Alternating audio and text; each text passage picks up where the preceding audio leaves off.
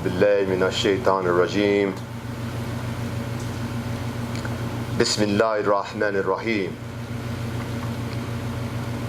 إن الحمد لله نحمده ونستعينه ونستغفره ونؤمن به ونتوكل عليه ونعوذ بالله من شرور أنفسنا ومن سيئات أعمالنا من يهد الله فلا مضل له ومن يضلل فلا هادي له أشهد أن لا إله إلا الله وحده لا شريك له ونشهد أن محمدا عبده ورسوله صلى الله عليه وسلم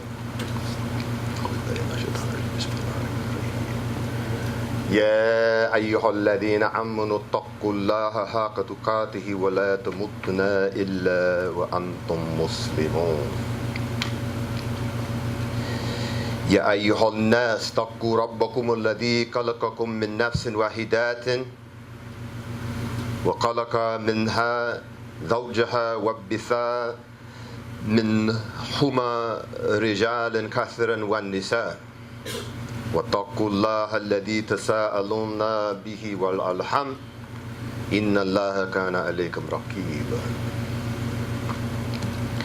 يا أيها الذين آمنوا اتقوا الله وقولوا قولا سديدا يصلح لكم أعمالكم يغفر لكم ذنوبكم ومن يطع الله ورسوله فقد فاز فوزا عظيما قال رسول الله صلى الله عليه وسلم أصدق الحديث الكتاب الله وأحسن الهدي هدي محمد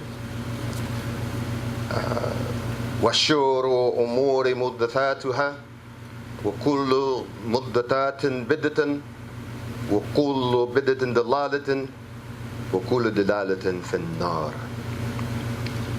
قال الله تعالى في القرآن من الصراط إبراهيم وقال الشيطان لما قضي أمره إن الله وعدكم وعد الحق ووعدتكم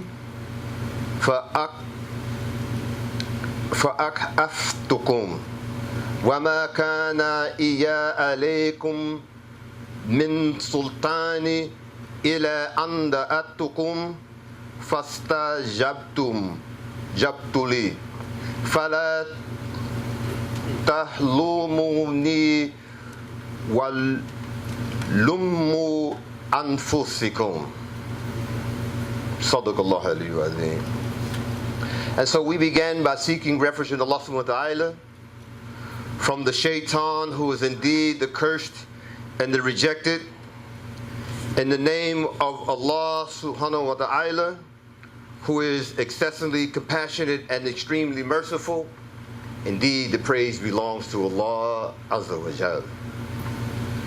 We praise Allah, we seek His aid, and we ask for His forgiveness. We rely upon Allah subhanahu wa ta'ala for all our needs.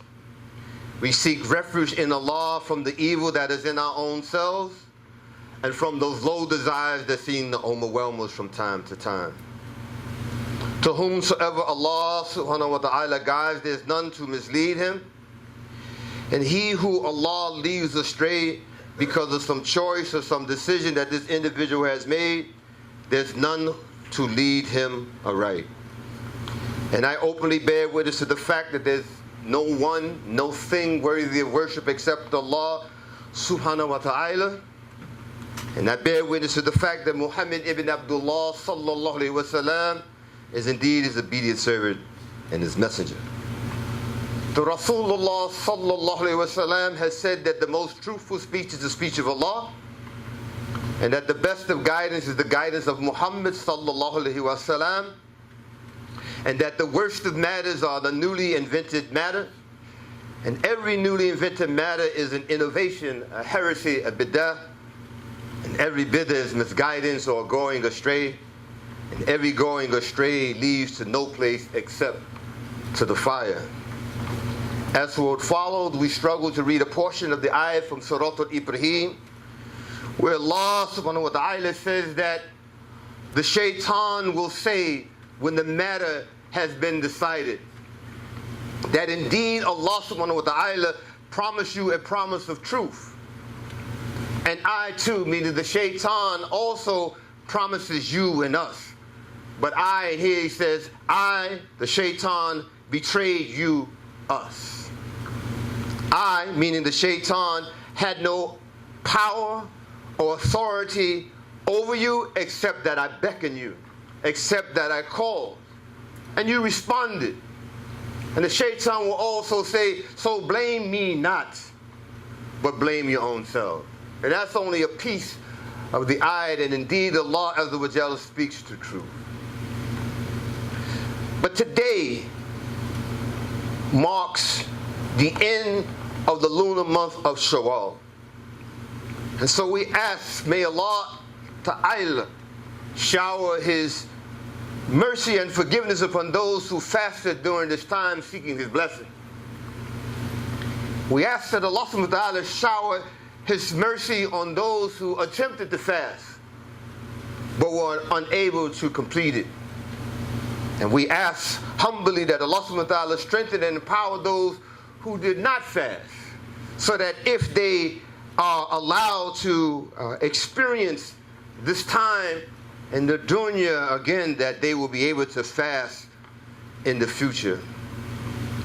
And I want to start out with I don't know if we will call this a disclaimer, but I need to say that I'm the least of those who are worthy to stand before you to say anything. And that I'm only here because Imam Talib is away. He's traveling, and he just asked me to do so.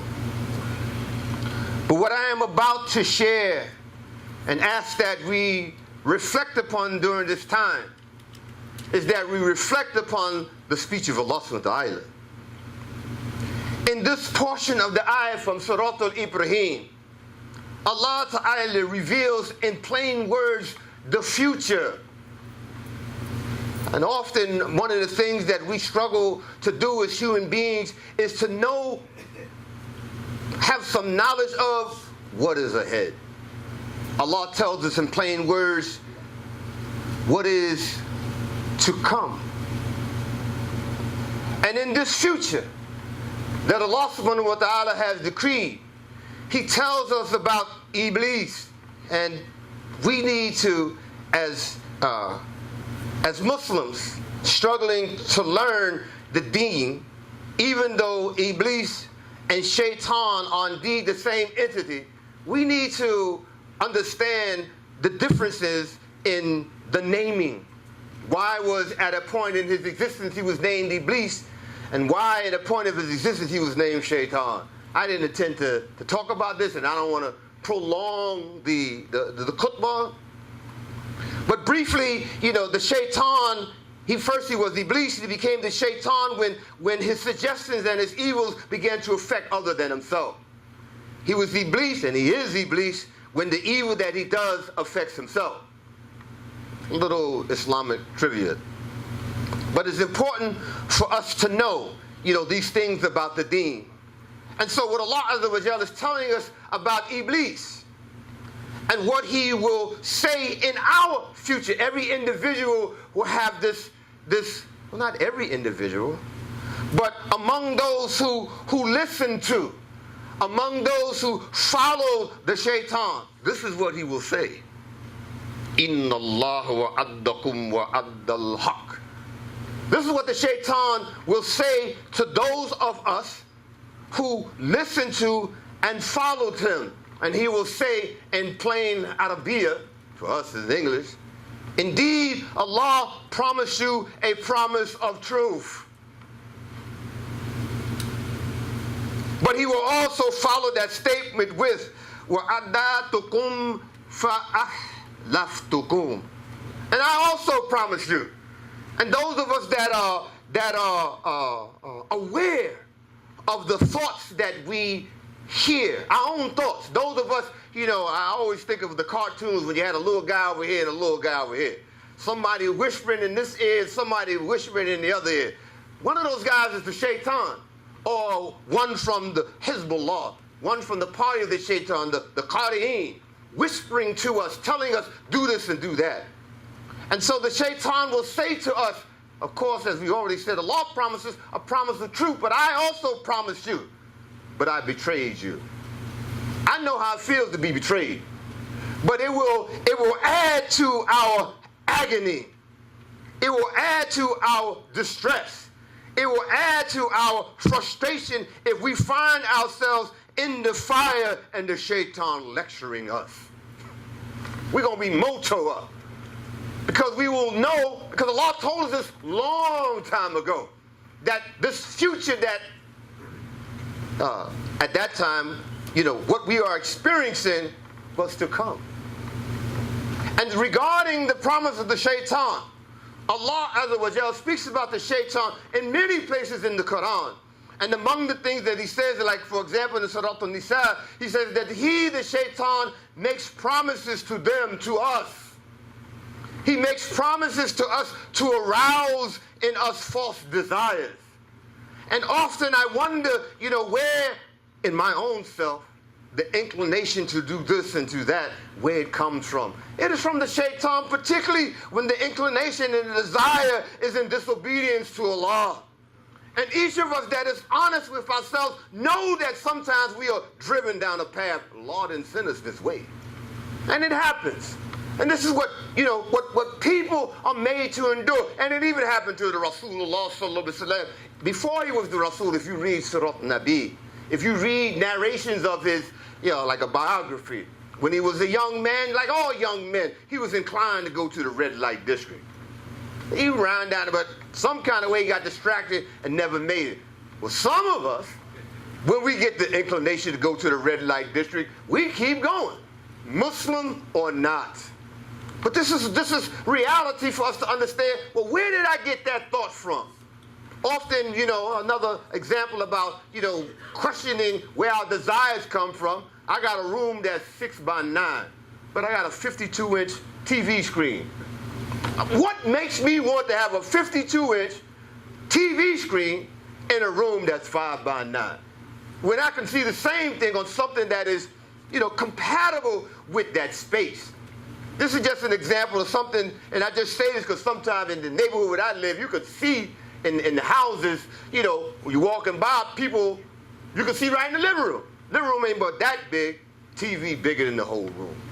Where do these desires come from? And I'm raising this issue because I'm reflecting on myself, asking about some of the thinking and the thoughts that I have. Well, the shaitan, he promises us and arouses in us false desires.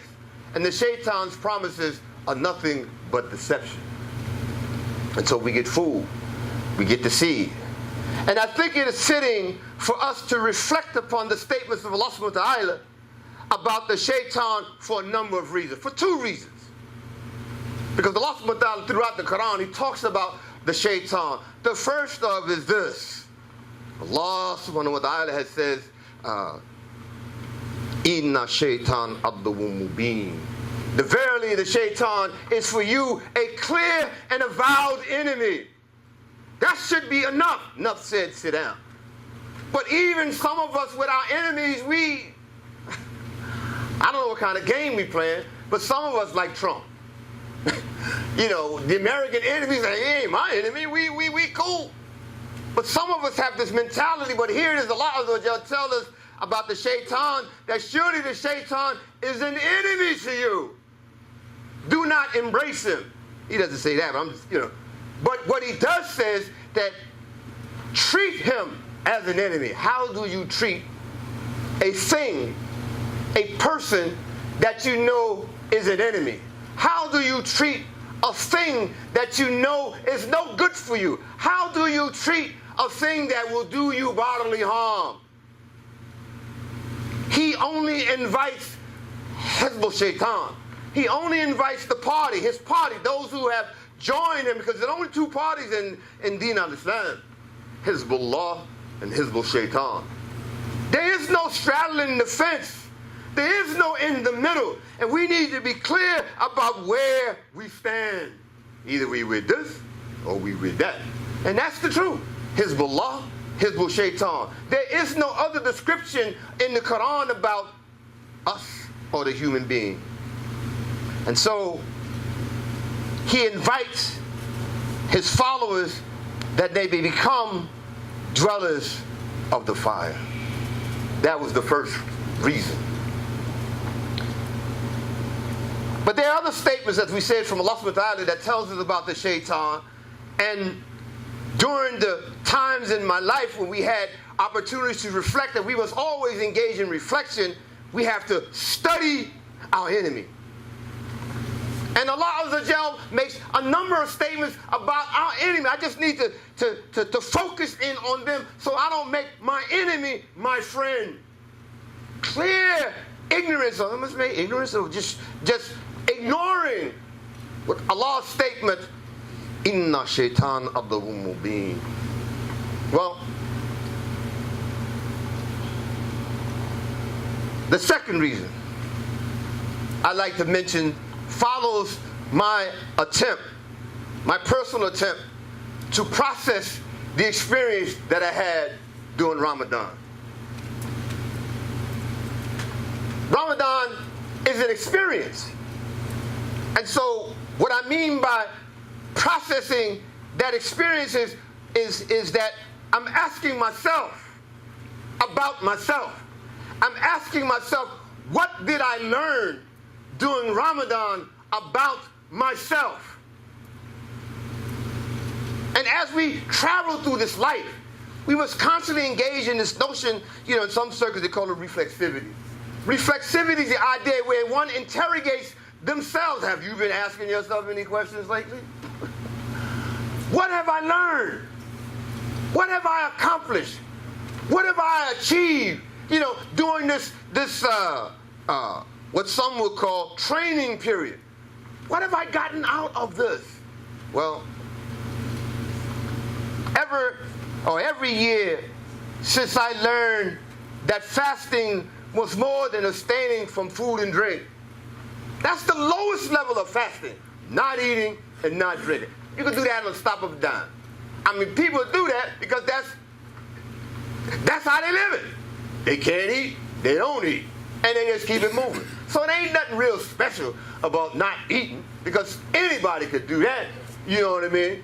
But still, it is a means towards an end. It is the beginning of abstinence. And if I could learn to abstain from those things that Allah Azza wa Jalla say are haram, then I should be able to, if I could learn to abstain from those things that Allah Azza wa Jalla says is halal, nothing haram about food, and I like to eat. If I can abstain from those things that are halal, then that should strengthen me, give me more ability to abstain from those things that are haram. But everyone knows how difficult it is when we are doing battle with the nafs. Do you battle with yourself? Because some of those things that are haram, they look good. They look good. And they look good for a reason. All of a sudden, I'm thinking about this hadith wherein, there was, and I'm paraphrasing because I didn't really intend to bring this up, when people were shown the path to Jannah. And the path to Jannah was paved with difficulty. It was paved with hardship. It was paved with struggle. And I guess, if I got this correct, people said, man, that's going to be hard to achieve. And then they were shown the path to the fire.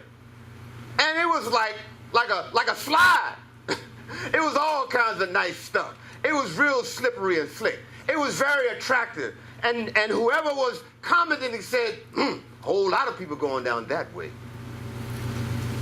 You see what I'm saying? So I'm just mentioning that in conjunction with this idea about, what have I learned? And this notion, as we make and mention, related to developing an understanding. And so I'm also trying to develop an understanding of the meaning of the statement of the Rasulullah sallallahu alaihi wasallam, wherein he said that when the month of Ramadan starts, the gates of heaven are open, and that the gates of hell are closed, and that the devils are chained. A Sahih Bukhari, a statement. And ever since I began struggling to read and to understand the Quran, who among us has a complete understanding? Every time we read, it is like a discovery.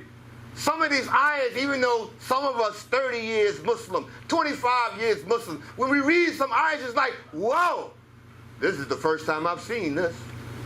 But it's the first time that it impacted the soul. It is the first time that many of us develop meaning from what it is that we were reading. But often one of the things when I'm struggling to read and understand the Quran during Ramadan, there are a number of things that I have concluded. And I'll say that again, that I have concluded. And I just want to share that. First, when it says that the gates of heaven are open and that the gates of hell are closed, at some point in my life, I may have heard or read, but for me, what this is suggesting is that during this time, there are more opportunities. There are more opportunities for earning our way to the Jannah. And there are fewer opportunities to enter the hell. And why is this? This is so because of the limitations that the fasting places upon the body. When I fast, I slow down. You don't move at the same pace as you move when you're full of energy coming from food. When fasting, I do less. And because I don't just have the energy to engage in what I'm calling now hell-prone activities. Because some activities, are associated with the fire. And if you think about your own life, as I'm thinking about my own life, of course, we're human beings. Often we slip down or we try to take a ride on the slide. And so when it says that the devils are chained up, what does that mean? What it means to me is that the devilment, you ever heard that word before? Devilment. Old folks used to say devilment. What kind of devilment are you into right now? And sorry to say, I'm chronologically maturing. And some of the young dudes, they be calling me grandpa and all that kind of stuff. But the reality is, what some of those old timers used to say is the reality. What kind of devilment have you been into, boy? Grandma. Well, during the month of Ramadan, like the old folks, the devilment that I see coming from me is me. And that's the scary part. Because outside of this time, we have the tendency, to say that we getting all these suggestions, somebody else did it. No, if the devils are chained up, it is me. And if you think like I think, you. And this is something to reflect on. Because even the Rasulullah had one from the Qadi'een who used to encourage him, in this instance, to do good. Because his jinn, his devil, submitted. And his devil submitted because of the discipline that he had. Because he learned to gain control over himself. All these spiritual exercises that we engage in are an effort to gain control over this beast. If you don't know that this is the beast and that the soul is the rider, then you don't know. This is the beast. And often this beast tries to encourage us to do other than what Allah Azza wa Jal says. Because often the beast wants to be satisfied. The beast wants to incline to that which it desires. And often that which the beast desires is not good for the soul. These are some of the things that I'm discovering about me. And so you read guys like Imam al-Ghazali, you'll get these notions of the rider, and the beast. When I read the Quran, when I struggle to read, and sometimes I don't like the word read, I like to say when I struggle to listen. Because the speech of Allah subhanahu wa ta'ala permeates time. The speech of Allah subhanahu wa ta'ala is eternal. And Allah Azza wa Jal is speaking to us. And so when I read, we read and we listen. And there are all kinds of analogies that we can use. But I like to also use the analogies like I'm looking into a mirror. I'm looking into something that reflects something that could be about me or not. And then looking in the mirror, I see myself not when the people of the garden are mentioned, I don't want to get all, oh yeah, that's you. No! How can I be so presumptuous? I don't even, in my own self, I don't say I'm Muslim, I say I'm striving to be Muslim. Because I don't know. I can say whatever I want to say, but it won't be true unless Allah says, Ya Abdullah. If Allah subhanahu wa ta'ala doesn't call my name, if Allah subhanahu wa ta'ala does not even look at me, whatever I thought I was doing, I wasn't doing jack. And so to say that I'm striving to be Muslim is an effort to encourage me to do more. Because all of us knows our capacity.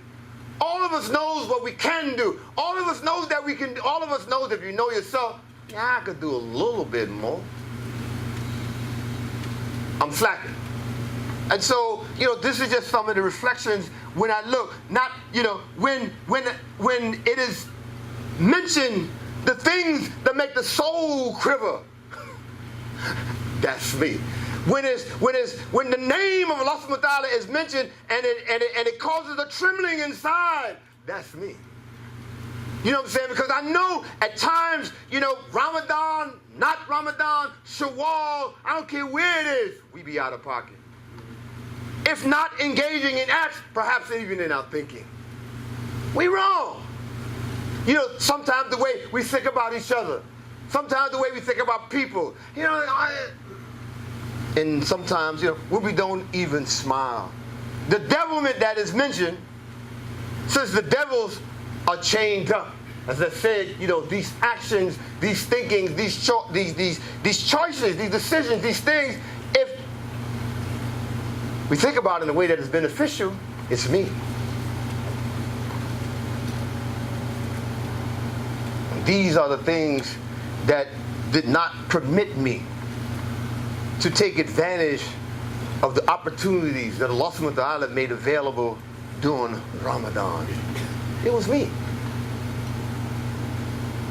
And since it was me, it reminded me of this ayat from which I began the khutbah, where Allah Azza wa Jal says that the shaitan will say, blame me not. I mean, that's the juice right there. You know what I'm saying? I mean, if you thinking about whatever you're thinking about, and you think about blaming somebody else, like when I was younger, there was a TV show, Flip Wilson. And the only thing he used to say throughout the entire show, the devil made me do it. No! Muslims can't say that. Because Allah Azza wa Jal plainly tells us that the shaitan will say, blame me not. And I got to get that concept as a human being, because often what we do is project upon others those things that are indeed ourselves. When we lie, you lying. When we steal, you stole. When we do this, you did it. No! It was me! And one of the things that I understand from Surah Al-Fatiha is personal responsibility. And, a lot of things that we can get, if we reflect, and I don't want to say think outside the box, but I'll say think like a Muslim. Blame me not. Because the reality is Allah Azza wa Jalla has promised we're going to have to stand before Allah and account. Nobody will be blamed for what we have done. That's a Nazarani concept. That's what the Christians be saying. Jesus died for my sins. Are you kidding? You gotta be kidding. Well, this is mythical Jesus. Because I distinguish between mythical Jesus and Isa ibn Maryam. Mythical Jesus, if you want to use the word Jesus, historical Jesus. There's a difference. It's the difference between mythical Jesus and historical Jesus. Mythical Jesus is that guy you see painted in these spots that, we used to venture, and some of us still venture on the low. They got the hippie guy. That's mythical Jesus. Hung up on the spot, and Allah Azza wa Jalla says they killed him not. So Isa ibn Maryam hanging up on no cross. These are a lot of ideas that we have to work constantly to eradicate from our minds. I try not to even use the word God. Because God suggests to me, when I was going to church, I went to church. And God, G-O-D, was 3. That ain't Islam. And so we have to do a lot of work in order to reprogram, deprogram our minds. Allah, He says, say, Qul hu Allahu ahad. Say, He, Allah, it is His name. And we should know that some of the people who claim to be worshippers of Allah Azza wa Jalla, they were not even permitted to say His name. We are fortunate. We know Allah's name and we can speak it. Some of them don't even write the God. They write G/D. I mean, that's how crazy they is. Blame me not. This is Shaitan talking. But blame your own selves. I cannot help you. This is what the Shaitan will be saying to those of us who have become Hizbul Shaitan. Blame me not. I can't help you. Nor can you help me. I deny any form of associating, any act, associating, me, this is the Shaitan, as partner with Allah. And how do we associate, anything, with Allah? Wife, child, mother, brother, anybody, by obeying them when Allah Azza wa Jalla says to do otherwise. In that instance, we have made them our illah. We have made them our deity. Because they tell us one thing, we follow them, but Allah Azza wa Jalla tells us another. And then He will say, verily, this is Shaitan, verily, there is a painful torment for the zalimun, for the wrongdoers. I pray Allah Azza wa Jalla, as Imam has been accustomed to saying, following woman Maxine out in California, stay woke. Assalamu alaikum wa rahmatullah. Man.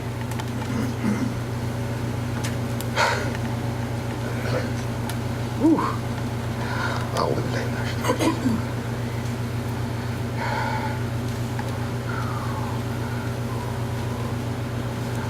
سبحان الله والحمد لله ولا إله إلا الله.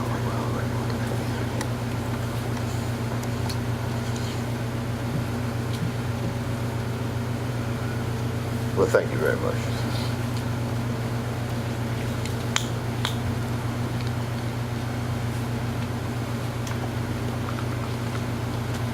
أعوذ بالله من الشيطان الرجيم بسم الله الرحمن الرحيم الحمد لله رب العالمين الحمد لله الذي خلق السماوات والأرض وجعل الظلمات والنور ثم الذين كفروا بربهم يعدلون أشهد أن لا إله إلا الله وحده لا شريك له ونشهد أن محمدا عبده ورسوله اللهم صل على سيدنا محمد آل سيدنا محمد وبارك وسلم الحمد لله رب العالمين.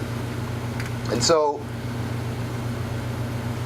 again, I just appreciate the fact that, inshallah, you indulge me for this few moments, and we're going to wrap this up. But we want to, again, be very clear that we are talking about the future.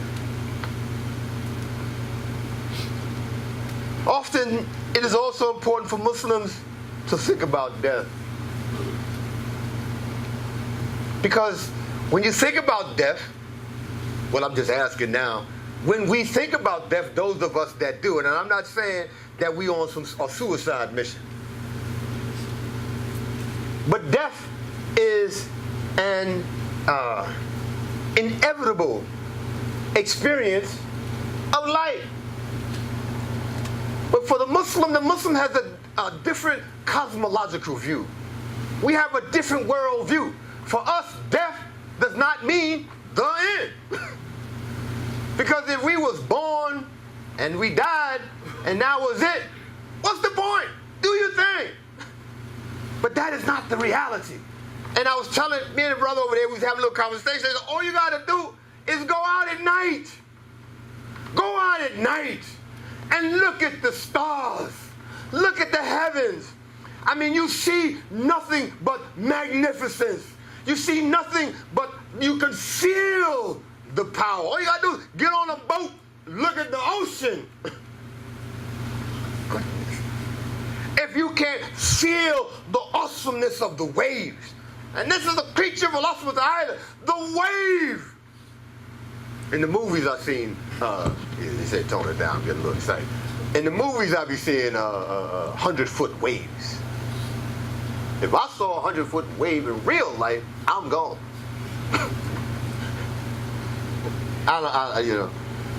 And I try to make light of matters that are really serious because it helps me deal with it.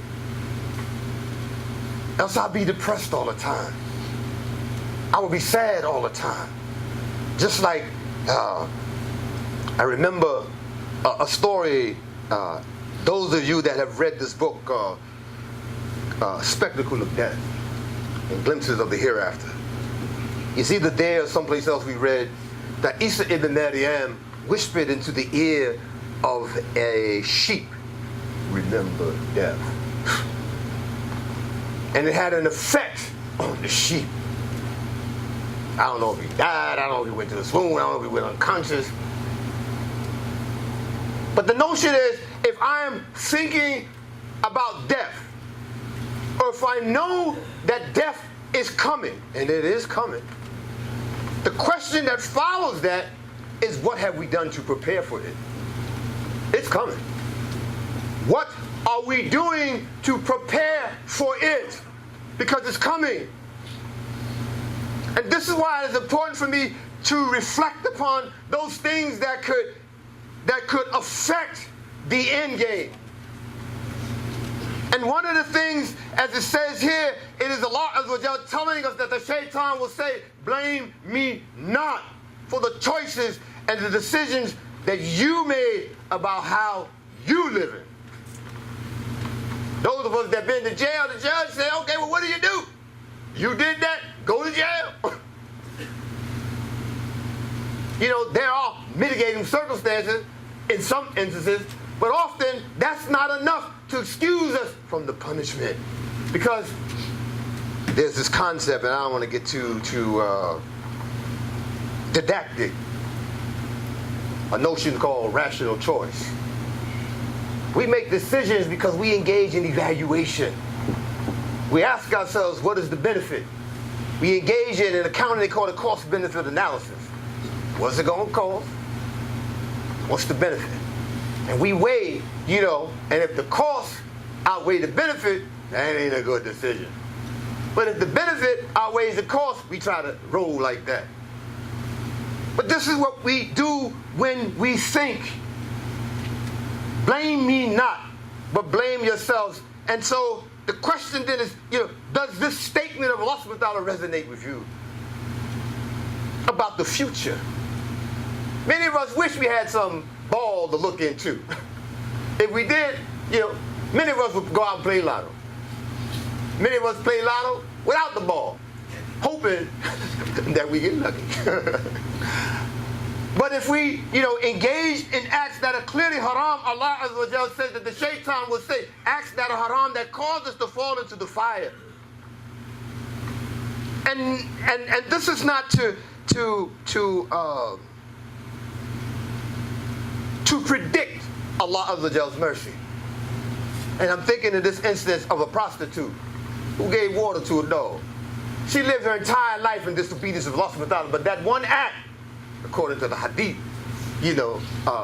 merited her going to paradise. I can't gamble like that.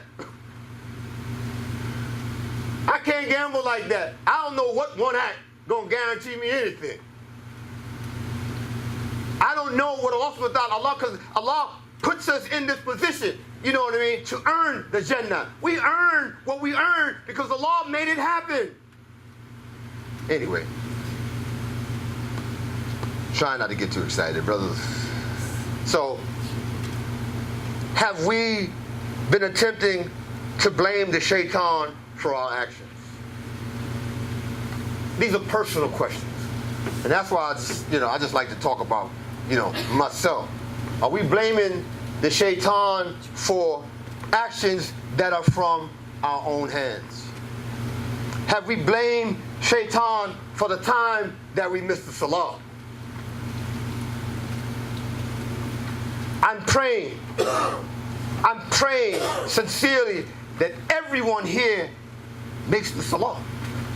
And we say this because among the first things that we will call to account for is the salah. The first thing that Allah Azza wa Jal will begin to add up, either, salah. I don't know what the punishment is for missing the salah. And so when we are engaged in the dunya and we miss this qadr salah, we make things up.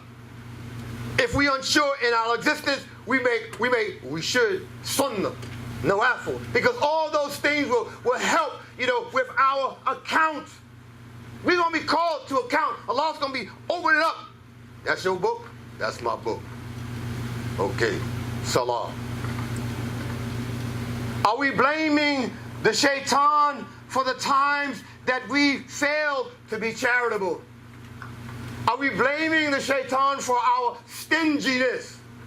When called to give, the Imam is always trying to encourage us to engage in giving. To engage in, there's another ayah that I'm thinking of, and it's out of context, but it can be applicable, where it says, what is the matter with you that when called to go forth in the way of Allah subhanahu wa ta'ala, you cling heavily to the earth? Of course, from historical perspective, this is related to, if I'm not mistaken, the Battle of Tubuk. When they was going out fighting, there was some Muslims were saying, listen, I got this stuff at home, I got to go, I got to hold up here. But often, the things that Allah Azza wa Jalla has given us, when we are asked to give what has been given, we cling to it as if we ain't going to get no more. Listen, you got what you got because Allah gave it to us. And giving charity does not decrease our wealth. It in fact increases it. Because the notion is that whatever we do, fi sabilillah, the benefit is multiplied by 10.